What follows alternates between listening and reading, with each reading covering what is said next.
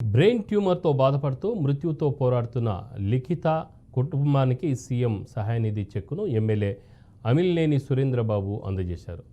అనంతపురం జిల్లాలో లిఖిత తల్లిదండ్రులను ఎమ్మెల్యే పరామర్శించారు.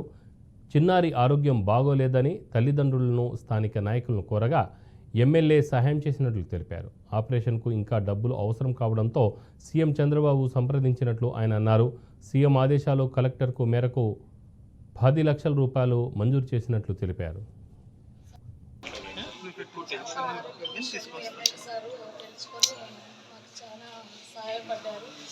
సీఎం వరకు తీసుకెళ్ళి మా పాపకి ఇంతవరకు ఖర్చు అవుతుందని మేము అడిగిన దానికి సారు ఎమ్మెల్యే సారు సీఎం దగ్గరికి తీసుకెళ్ళి ఇక్కడ అడిగి సాయం చేయించారు.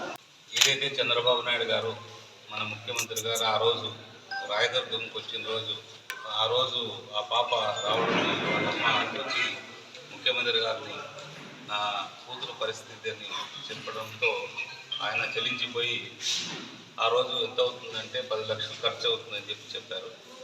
ఆ 10 లక్షలు వెంటనే ఆయన ఆమోదించిన తర్వాత మనకి ఈరోజు చెక్కు కూడా పంపించారు. కాకపోతే దురదృష్టకరం, ఆ పాప మన మధ్యలో లేదు. చాలామంది కూడా ఆ పాపకి సహాయ సహకారాలు అందించారు. చాలా మంది కూడా ఆ పాప బతకాలని చాలామంది ప్రార్థనలు కూడా చేశారు.